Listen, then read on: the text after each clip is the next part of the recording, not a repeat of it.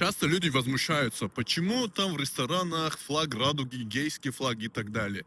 Ребят, мы находимся в Великобритании. В Европе, в Великобритании, в США это свободные страны. Люди могут свободно выбирать свою ориентацию, веру и так далее. Никто не ограничивает их ни в чем. Вот, например, получается флаг Шотландии, флаг Британии и флаг радуги, то есть геев ЛГБТ коммуны, да? То есть каждый сам вправе выбрать, какую религию исповедовать, кем ему быть. Он может быть геем, лесбиянкой, трансгендером. Неважно, все эти люди защищены законом.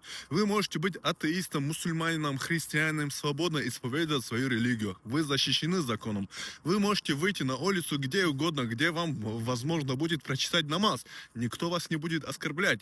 То есть, это свободная страна, понимаете, да, о чем речь? Я не сторонник геев, ЛГБТ-коммуны и так далее, но это не значит, что я не уважаю их мнение, их выбор. У каждого человека есть выбор в жизни, это его жизнь, ему выбрать, какой она должна быть, понимаете?